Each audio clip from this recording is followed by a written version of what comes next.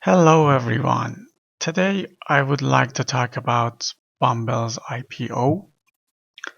So Bumble went on IPO on February 10th of 2021, which is basically last week.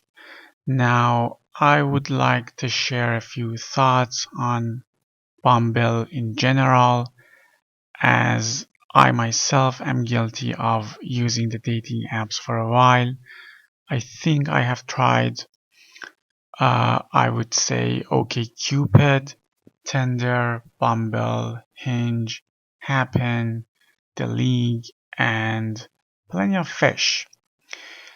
And among all of these apps, except for The League, which is basically a joke because it takes forever for you to get in, I would say that Bumble is probably one of the weakest. I mean, it does have a few features that may arguably be good. For example, it is not nowadays only limited to dating. They also have something called Bumble Biz, which is supposedly for business connections, but in reality of my experience, it is a place for salespeople. Uh, There is also a Bumble BFF, which is for platonic friendships, as far as I understand, and there is also the Bumble Dating, which is the most famous of all. But I think historically Bumble was a dating app similar to Tinder.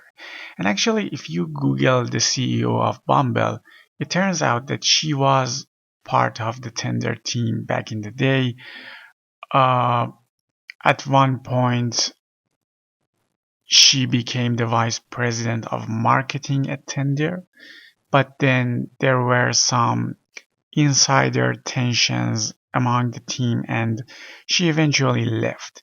She later filed a lawsuit against Tinder for sexual harassment, according to Wikipedia, and then for some reasons she leaves Tinder for good, basically, and starts Bumble. Now, the basic idea behind Bumble is that, quote unquote, women come first, meaning that women have the priority to message. In other words, if you make a match on Bumble, you as a guy cannot make the first move or send the first message and say hi. You need to wait for the lady to make the first approach slash move, and the lady has only 24 hours to do so. Within 24 hours, if she does not initiate the conversation, the match or the connection basically disappears. I personally, or obviously this is based on my own experience, this is not the most efficient way of dating or even initiating the date, because all what it does is to drop the number of conversations that can form. Because, and the reason I'm saying this is because, think about it. Even on Tinder, if you make a match, uh, and you as a guy send the first message, the lady always has the option to unmatch you or to not respond to you. So I'm not really getting uh, how beneficial it is to women in particular, uh, to go through this business model that Bumble has put out there.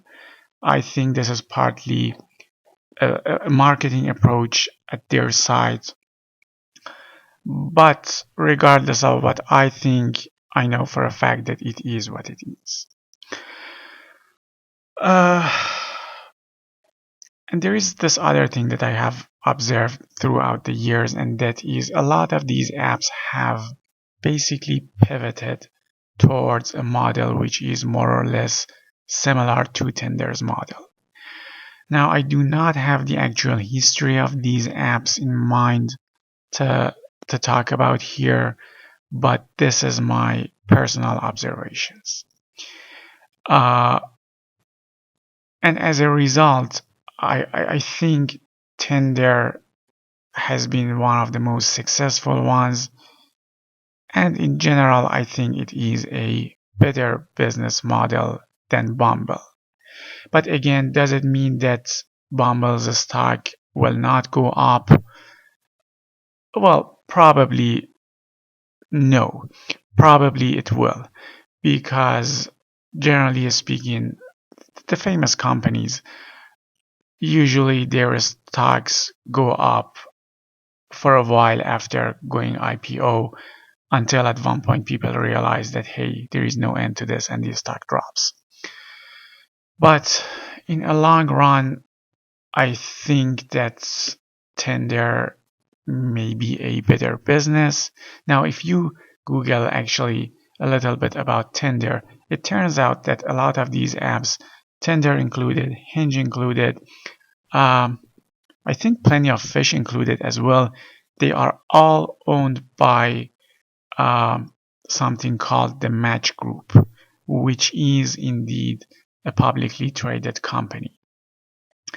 And looking at their stocks and also considering the fact that we are in pandemic times, meaning that people probably approach the dating apps to find their significant other. It may be a good idea to invest a little bit on these apps, but between Bumble and the stocks of the Match Group, I'm not too sure if Bumble is the best. Maybe in a short run, but in a long term, uh, I'm not sure about that. Uh, Lastly, please keep in mind that this was not investment advice. I just wanted to share a few words of my own thoughts with you guys. Always do your own research and do your own due diligence and decide on where to invest and where not to invest. Thank you so much for listening. Until next time, bye.